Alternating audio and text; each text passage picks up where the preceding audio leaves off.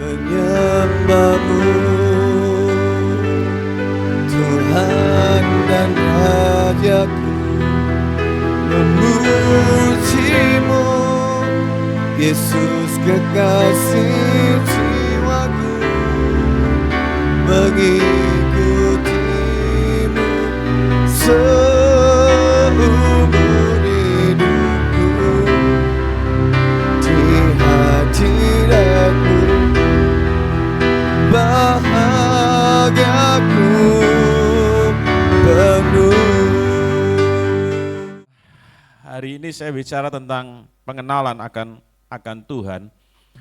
Setiap dari kita harus hidup di dalam pengenalan akan Tuhan. Amin. Dan saya tahu apa yang saya sampaikan ini jauh dari sempurna baik secara materi apapun dalam melakukannya. Tapi paling tidak ayo sama-sama kita terus hidup di dalam pengenalan akan Tuhan. Amin. Ada beda antara tahu dan mengenal. Pastikan ya, saya bisa tahu cara main keyboard ini, tapi belum tentu saya bisa main. Iya kan? Jadi mungkin saya bisa main di kunci G saja, tapi untuk pindah kunci-kunci, dia pakarnya ini, Brother Lukas nih. Nah, ada orang bisa tahu renang itu seperti apa, jurus A, jurus B, gaya A, gaya B. Tapi pada waktu dia berada di kolam renang, bertemu dengan air, apakah dia jalanin teori-teori itu?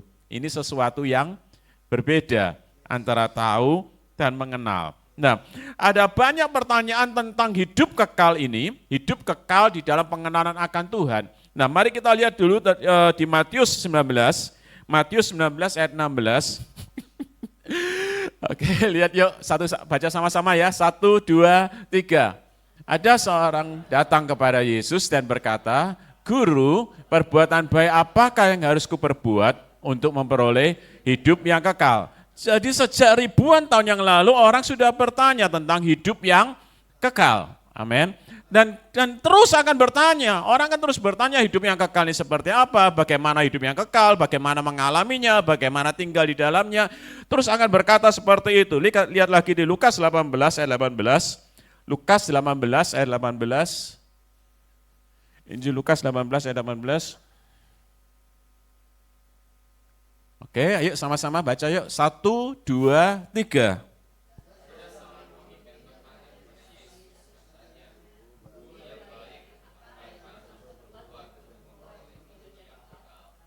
Apa yang harus aku perbuat untuk memperoleh hidup yang kekal? Jadi hidup yang kekal ini diperoleh.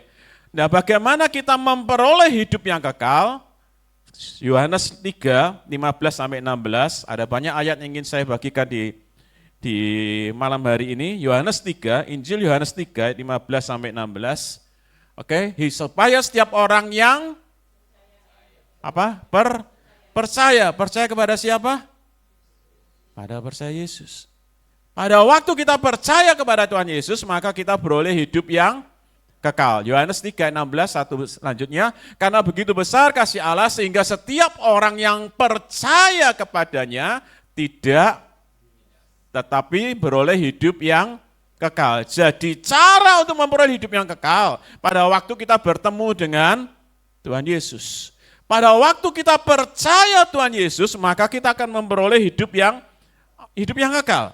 Oke, hidup yang kekal adalah pada waktu kita bertemu dengan Tuhan Yesus. Hidup yang kekal adalah bertemu dengan Tuhan Yesus. Oke, bertemu dengan Tuhan Yesus berarti kita percaya kepadanya, kita percaya akan karyanya, kita percaya kelahirannya, kita percaya kematiannya, kita percaya kebangkitannya.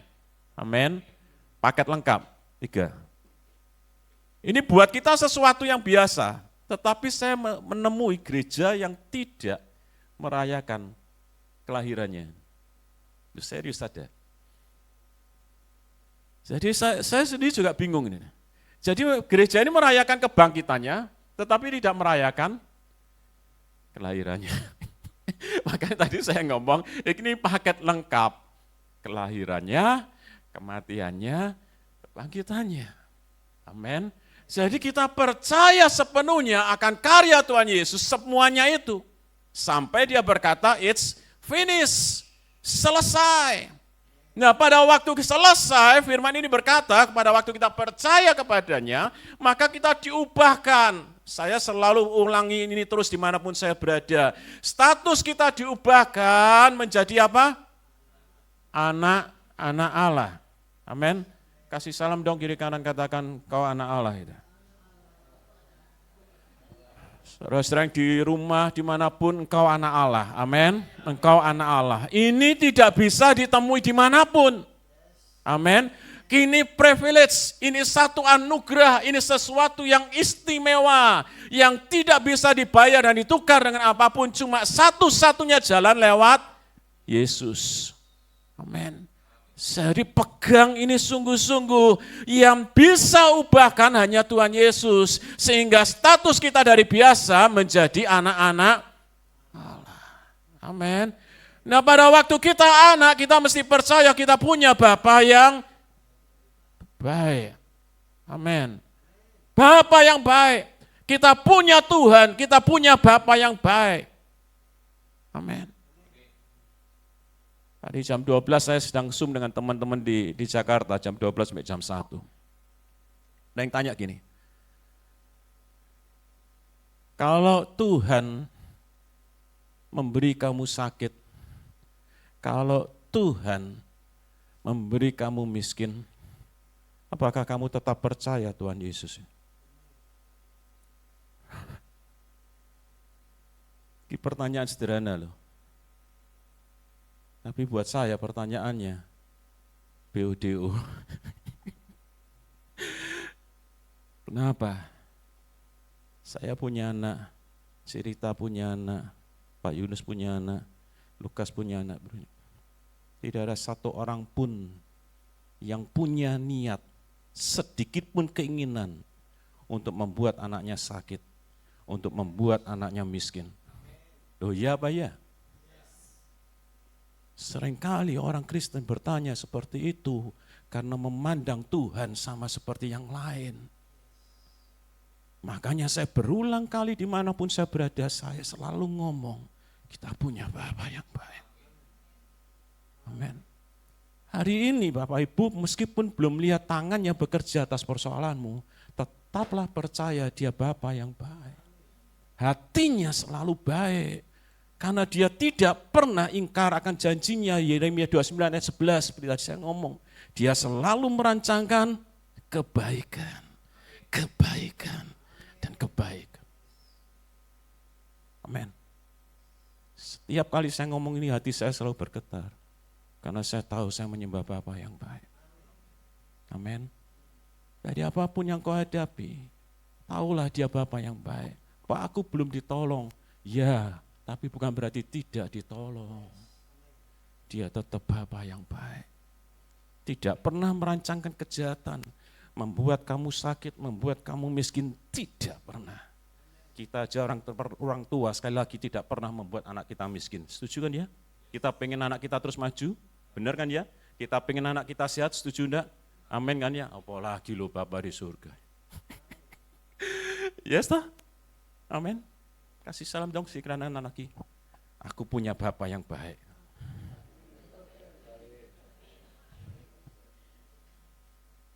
Ya, jadi pada waktu kita percaya dia, itu dimulai ketemu Tuhan Yesus. Nah sekarang lanjut yang kedua, kapan itu dimulai dengan hidup yang kekal? Yohanes 17 ayat 3, mari kita lihat Yohanes 17 ayat 3, kemudian 1 Yohanes 5 ayat 20, Yohanes 17 ayat 3, oke yuk baca sama-sama. Inilah hidup yang kekal itu, yaitu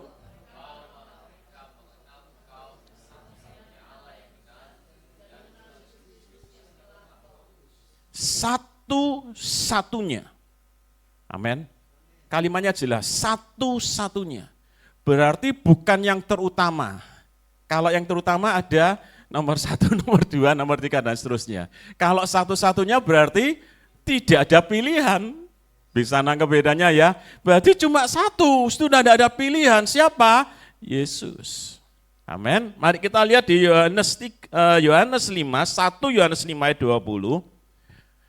Akan tetapi kita tahu, oke ayo baca sama-sama yuk. Akan tetapi kita tahu bahwa anak Allah telah datang dan telah mengaruniakan pengertian kepada kita supaya dan kita ada di dalam yang benar, di dalam anaknya Yesus Kristus. Dia adalah Allah yang benar dan hidup yang kekal. Amin, haleluya. Nah, yang ini katakan pada waktu kita bertemu Tuhan Yesus, berarti kita bertemu hidup kekal. Nah, hidup kekal bukan dimulai nanti. Ya, nah paradigma yang ada bahwa hidup kekal itu nanti setelah kita meninggal. Enggak. Hidup kekal dimulai kapan? Sekarang. Hidup kekal dimulai sekarang. Pada waktu kita bertemu Yesus berarti kita sedang menjalani hidup yang kekal. Amin. Beritahu dong kiri kananmu, katakan, hidup kekal loh ya mulai sekarang gitu. Bukan mulai nanti, bukan mulai sekian tahun lagi, enggak. Hidup kekal dimulai sekarang. Yesus sudah memberi teladan? Ya. Para rasul sudah memberi teladan? Ya. Dimulai kapan? Bukan dimulai nanti. Semua para rasul pada waktu dia bertemu Yesus setelah kematian, kebangkitan Tuhan, kemudian Pentakosta, mereka sedang berjalan di dalam hidup yang kekal. Amin. Nah, implikasinya apa? Pada waktu kita sudah tahu bahwa hidup yang kekal yang sedang kita jalani, maka kita akan terus pegang hidup yang kekal itu. Nah, Pak Guana sering katakan, ya sudah, ya belum. Nah, sudah apa belum? Sudah. Tetapi pada waktu kita tidak pegang, kita tidak jalani, kita tidak kerjakan, maka bisa belum. Ayatnya ada, 1 Timotius 6 ayat 12. Saya bacain yang terjemahan yang lain ya. 1 Timotius 6 ayat 12.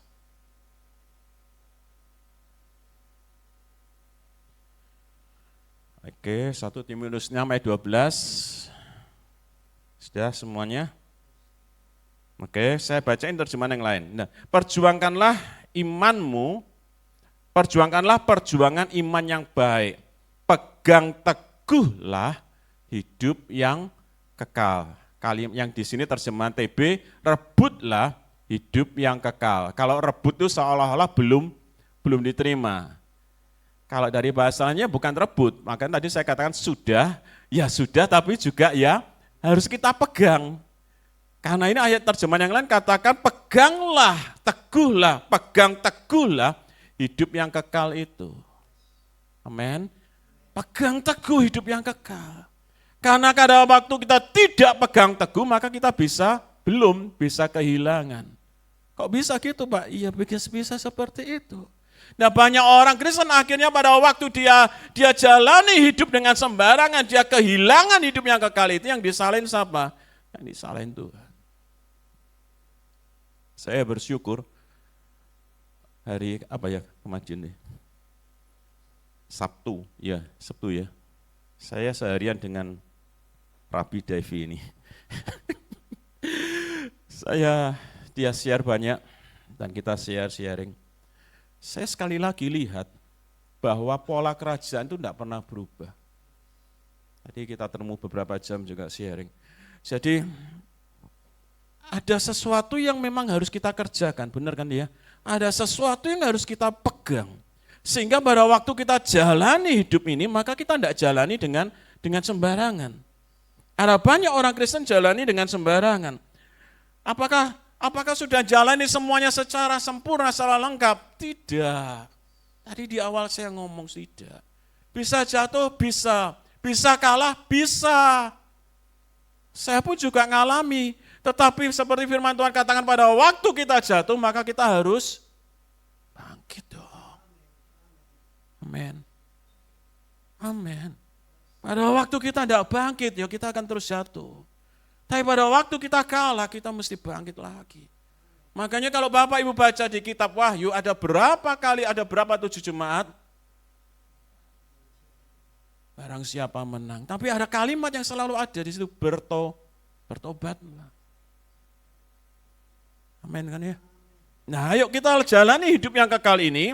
Pada waktu kita tahu bahwa hidup yang kekal dimulai sekarang bukan nanti, maka kita akan jalani dengan penuh tanggung jawab. Amin. Maka kita tidak akan jalani dengan sembrono, maka kita akan jalani bahwa kita perlu Roh Kudus bersama dengan kita. Maka kita perlu jalani untuk terus terhubung dengan Roh Kudus.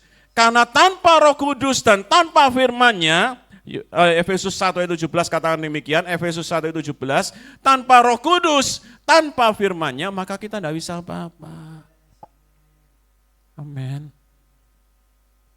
Saya tahu sekali karena Tuhan saja dan meminta kepada Allah Tuhan kita Yesus Kristus yaitu Bapa yang mulia itu supaya Ia memberikan kepadamu apa? Roh hikmat dan wahyu untuk mengenal Dia dengan Roh Kudusnya di mana? Di sini. Amin. Dia ada di hati kita. Dia lebih dekat dari baju yang kita pakai. Dia tinggal bersama dengan kita. Dimanapun kita berada, Dia ada bersama dengan kita. Amin. Melewati setiap musim kehidupan yang kita jalani, maka kita perlu Roh Kudus yang akan menolong kita. Roh Kudus akan menolong kita. Firman-Nya akan menguatkan kita. Amin. Yang ketiga, maka kita perlu hidup dengan menjaga hati. Amsal 4 ayat 23. Jagalah hatimu dengan segala kewaspadaan, karena dari situlah terpancar kehidupan. Penting enggak jaga hati? Bisa jaga hati enggak? Ya? Loh hari ini loh, jaga hati enggak? Muncul iri hati enggak? Muncul kemerungsung enggak? Kemerungsung itu bahasa Inggrisnya apa ya bro ya? Gerundel. Loh, iki latihan saya itu setiap hari seperti ini loh. Hayat ini kuat buat saya setahu ya. Kalau kita tidak jaga hati, sing keluar apa? Marah, benci, merasa lebih baik dari orang lain, merasa lebih hebat dari orang lain, nuduh orang lain. Bapak Ibu lihat, dengerin di YouTube tuh loh, kan iso perang rame-rame ya. Sesama hamba Tuhan. Saya sampai ini sampai bingung kenapa sih seperti ini. Zaman dulu belum ada YouTube enak mestinya ya. Karena perang. Hari ini kita kalau buka YouTube bisa geger satu sama lain. Di mana tubuh Kristus ini loh. Lihat seperti itu saya ya mangkel ya bagaimana tapi ya saya enggak tahu lah. Tapi buat saya mesti jaga hati. Kalau kita lihat di YouTube ada banyak orang yang merasa lebih tuh ya. Ini lebih baik dari ini merasa lebih benar dari ini. Saya sampai bingung ini, ya opo. Lihat ini loh. Tapi latihannya untuk diri kita. Hari ini, mulai pagi sampai hari ini. Sampai Bapak Ibu datang sini. Jaga hatimu, sukses atau gagal. Makanya tadi saya bilang kan, kita bisa jatuh, tapi ojo terus. Kita bisa salah, tapi bertobat. Iki loh. Jaga hati untuk tidak kemerungsung, jaga hati untuk mengalirkan damai sejahtera, sukacita, ketenangan. Tidak bisa diberikan oleh dunia ini. Amin. Ada di mana? Jaga hati. Oke. Iki latihan terus. Bapak Ibu sudah berapa tahun ada di sini, datang tempat ini? Jaga hatimu bagaimana? Benar kan ya? Oh ya latihan. Amin. Latihan terus. Kadang-kadang pagi saya mulai kerja, belum apa-apa sudah lihat ini gak beres, lihat ini gak beres. Istilahnya bisa emosi enggak? Bisa. Emosi sungguhan. Makanya saya selalu pasang di handphone saya ini alarm untuk menghentikan, untuk mengingatkan saya. Setiap 1 jam bunyi, mau repot atau enggak saya akan berhenti sebentar. Saya berkata Tuhan terima kasih 1 jam ini. Tuhan terima kasih buat kebaikanmu, Tuhan terima kasih buat berkat-Mu. 1-2 menit saya mengucap syukur. Setiap jam alarm saya akan bunyi mulai jam 9 sampai jam 4 sore. Saya latih. Salah satu cara buat saya, Bapak Ibu punya cara, terserah lah mau cara bagaimana. Tapi ngelatih hati ini untuk tetap waspada. supaya dari sini terpancar kehidupan. Amin. Yang selanjutnya dikatakan, maka kita menjaga pikiran kita. Roma 1 ayat 21. Ini hal yang terus menerus kita latih seumur hidup kita selain jaga hati. Sebab sekalipun mereka mengenal Allah, mereka tidak memuliakan Dia sebagai Allah atau mengucap syukur kepadanya. Ayo baca sama-sama.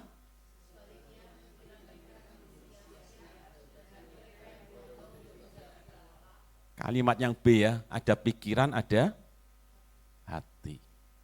Penting enggak ini? Penting. Pikiran yang sia-sia. Mereka mengenal Allah, tetapi tidak memuliakan Dia. Bahaya, kita bisa seperti itu. Ono ayatnya masalahnya. Kalau apa Pak? Kalau kita tidak latih pikiran kita dan latih hati kita.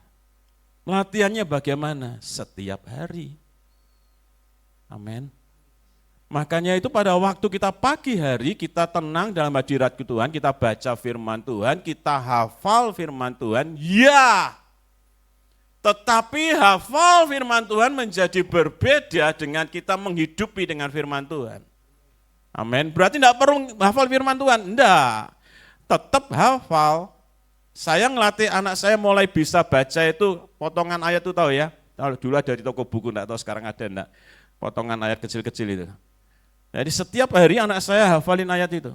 Gantian kan itu ada 360 kalau enggak salah. Saya kasih terus dia ngafalin terus setiap hari. Dan saya percaya setiap firman yang keluar tidak pernah kembali dengan sia-sia. Amin. Kita orang tua enggak bisa ngawasi anak kita 24 jam. Benar. Tapi firman yang akan mengubahkan hati mereka. Amin. Nah, pikiran ini yang mesti kita jaga. Pikiran ini yang mesti kita latih. Filipi 4 ayat 8. Nah, hanya di Roma 12 ayat 2, mari kita baca Roma 12 ayat 2. Roma 12 ayat 2. Semua banyak kali, sering kali yang ada di Alkitab itu berbicara telah.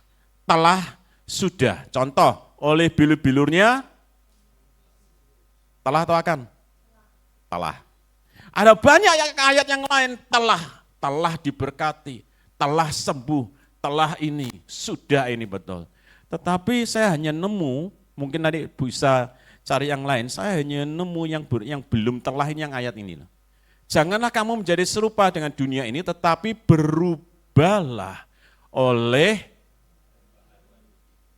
Jadi bukan berkata telah berubah, tetapi kita harus berubahlah oleh pembaruan budimu. Pikiran kita ini yang harus terus berubah. Amin.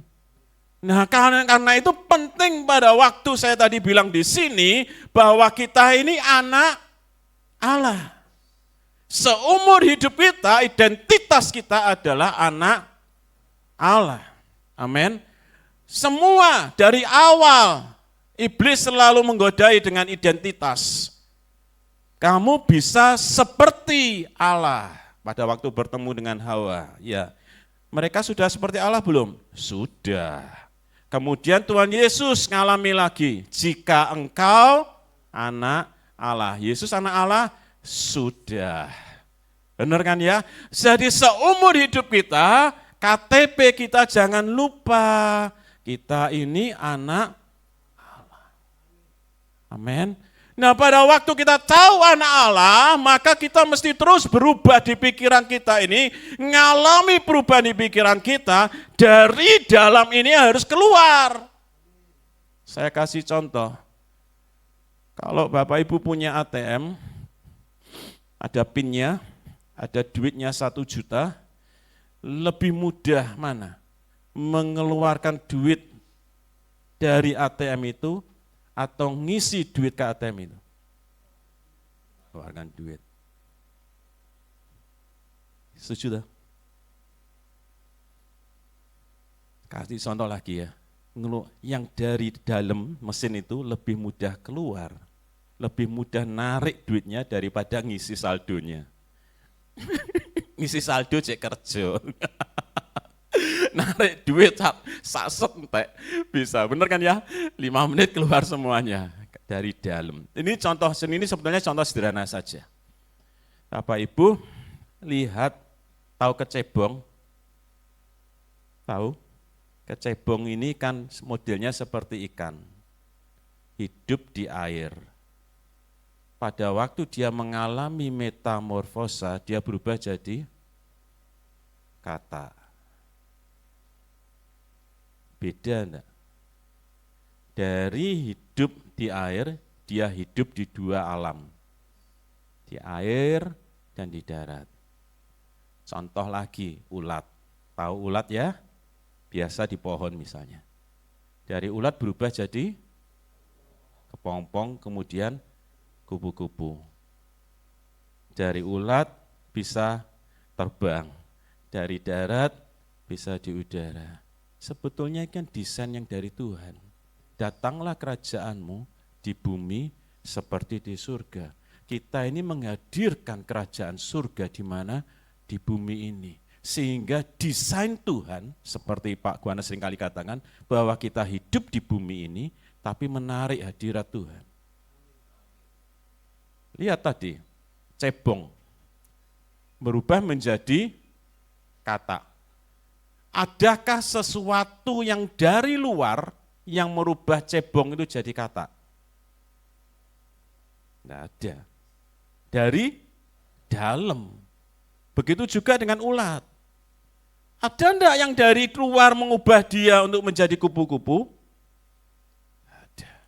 Dari dalam. Ayat yang lain katakan, Kristus tinggal di hati kita. Lengkap pengurapannya, lengkap, sempurna. Kolose katakan demikian. Apa yang ada di hati kita, ada Kristus. Kristus sempurna enggak? Sempurna, lengkap, semuanya ada. Ini yang harus kita tarik keluar. Bisa paham ini? Jadi yang seharusnya yang dari luar tidak akan mengubahkan kita. Yang dari dalam ini yang harus kita tarik keluar. Ingat kecebong jadi kata, ulat jadi kupu-kupu. Hari ini kalau Bapak Ibu belum lupa, aku enggak bisa, bukan berarti tidak. Engkau sedang mengalami terus metamorfosa. Amin. Goalnya apa? Keserupaan Kristus. Amin. Ini yang selalu didengungkan di tempat ini. Goalnya bukan engkau menjadi tambah kaya, tambah apa, enggak. Goal kita semua ini jelas apa? Keserupaan Kristus.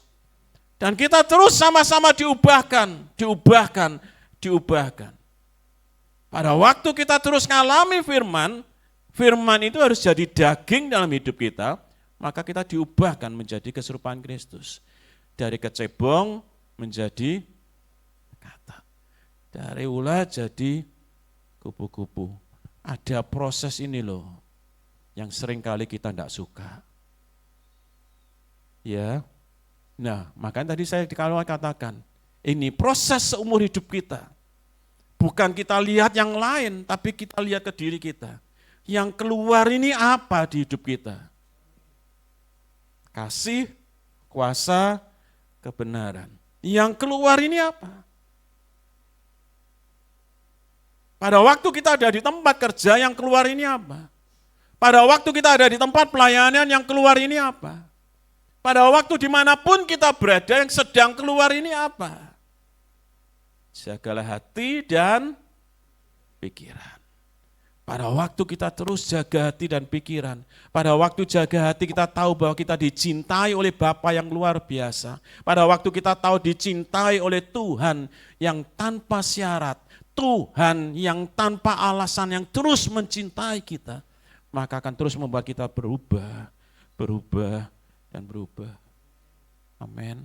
Pada waktu kita tahu bahwa kita dicintai, maka kita sedang menjalani hidup kekal. Pada waktu kita sedang menjalani hidup kekal, meskipun kita berada dimanapun, dan orang tidak peduli, orang tidak beri beri achievement beri penghargaan, tetapi kita tetap lakukan itu dengan baik karena kita lakukannya untuk Tuhan. iki ngomong enak, jalan ini angel. Ya, benar, serius. Serius. Ayo mulainya di mana? Dimulai di hati kita. Dimulainya di mana? Dimulainya di rumah. Dimulainya di mana? Dimulainya di tempat kerja. Ini gak gampang, serius.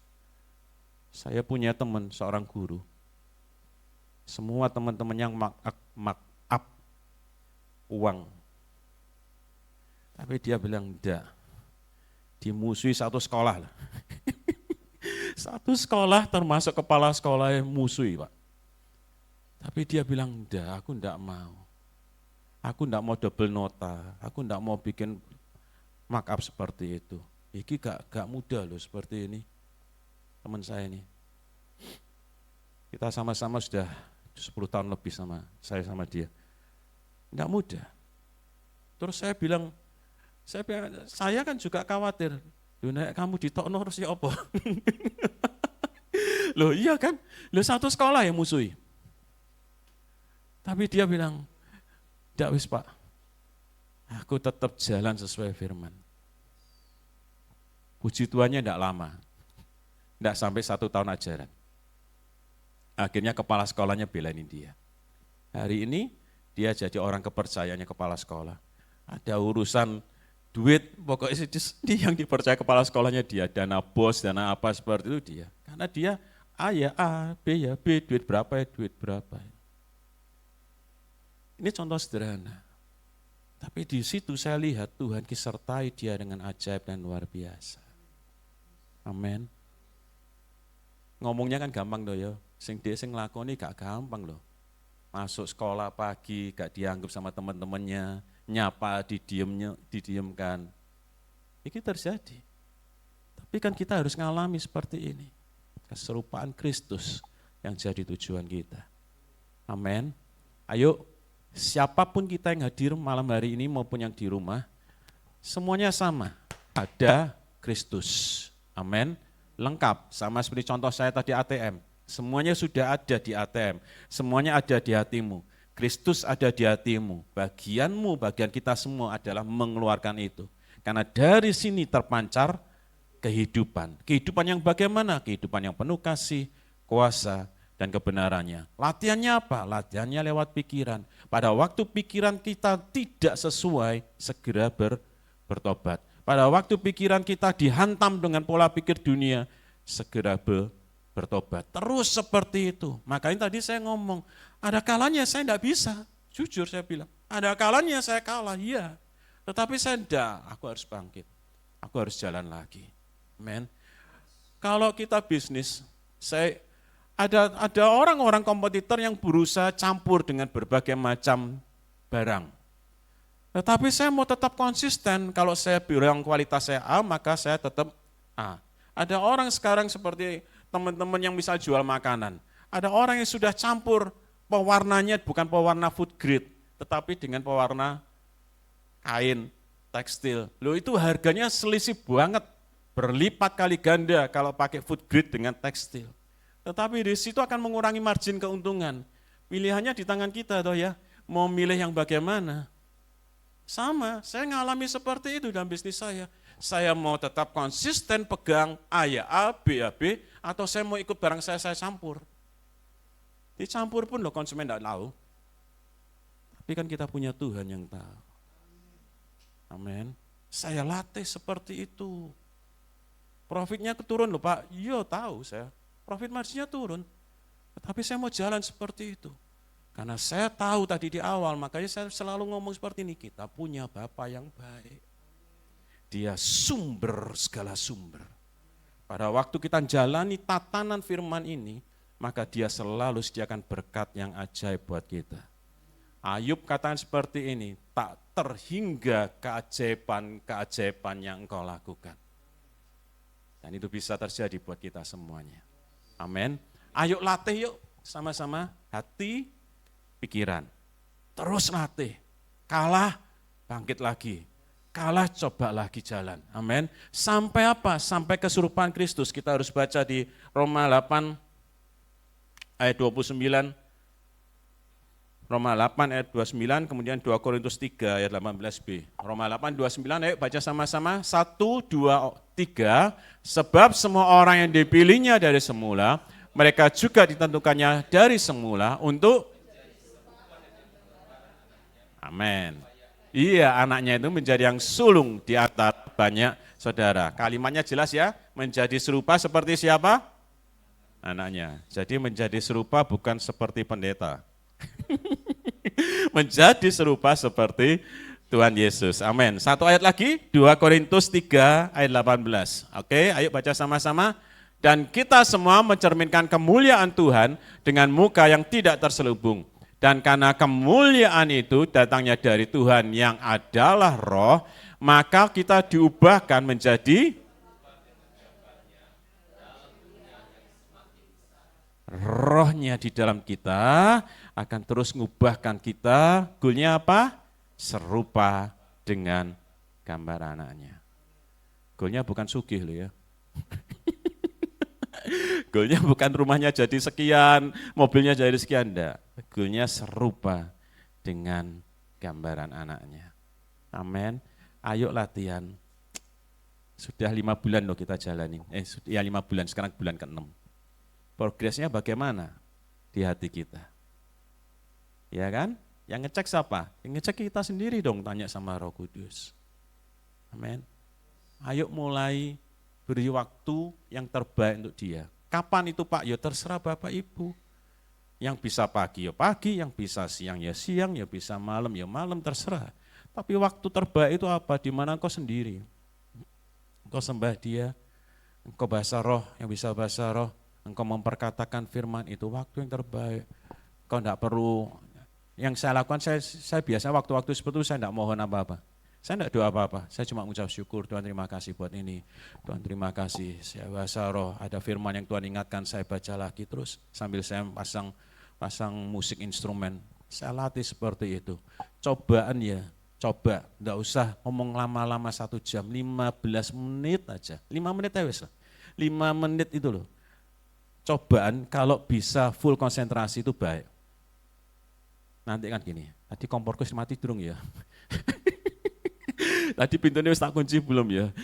Pikiran ini bisa, apa Pak bahasa Inggrisnya, gerambiang, melayang. Loh iyalah, tapi pada waktu kita mulai latih 5 menit, kemudian kita latih 10 menit, kemudian kita latih 15 menit, nanti terus. Sama seperti lagu tadi katakan, di hadiratmu, iya kan, hadiratnya. Hadiratnya membuat kita kuat, hadiratnya membuat kita sehat, hadiratnya memulihkan kita. Amin. Ayo latih sama-sama, setuju? 5 menit, meningkat 10 menit, terus sampai 1 jam, syukur-syukur bisa lebih. Kadang enggak perlu ngomong apa-apa. Pada waktu engkau sedang bayangkan bahwa engkau dicintai tanpa syarat, bahwa engkau sedang dicintai tanpa alasan, itu saja loh membuat kita kuat. Amin. Karena seringkali dunia ini membuat kita dengan syarat. Aku terima kamu jika, ya Pak ya. Ayo kita lakukan yuk. Pada waktu kita tahu kita dicintai tanpa syarat, maka kita akan mencintai juga tanpa syarat. Ya kadang-kadang be anak kita aja yang ini. Ada seorang ibu itu nyeletuk seperti ini. Saya dengar sendiri. Kilo Pak, anakku tak openi. Apa? Saya tanya gitu kan. Ya supaya nanti kalau gede, saya sudah tua, dia selalu ingat saya. Itu kata-kata yang lumrah loh didengar. Iya Pak ya. Dengan syarat enggak itu? Syarat. Tak openi, tak pelihara. Supaya nanti aku tua, aku ganti dipelihara. Yesus tidak ngajar demikian ya. Amin. Ayo mulai dengan hal yang kecil-kecil. Maka engkau akan terima upah dari Bapa yang ajaib.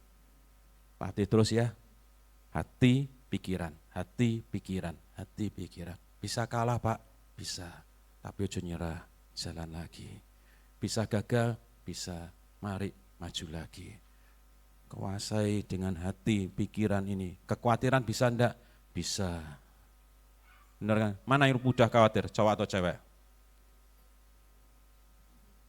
sakti-sakti kabeh kono sing khawatir ngene berarti ya. Biasanya wanita mudah khawatir. Tapi justru pada waktu kita khawatir, berarti kita belum percaya sepenuhnya sama Tuhan. Amin. Ayo belajar percaya. Saya sampai hari ini masih ingat saya ngomong sama Rabi Devi ini. Kali pertama saya ninggalin anak saya di Jakarta. Mau saya tinggal pertama kali kos ya, masuk university. Dia duduk di tepi ranjang. Saya mau doa. Saya sudah berdiri di sampingnya. Mau doa. Tahu-tahu firman ini. Aku bisa jaga anakmu lebih dari kamu. Aku lebih sayang ke anakmu daripada kamu. Kalimat yang jelas menyentuh di hati saya.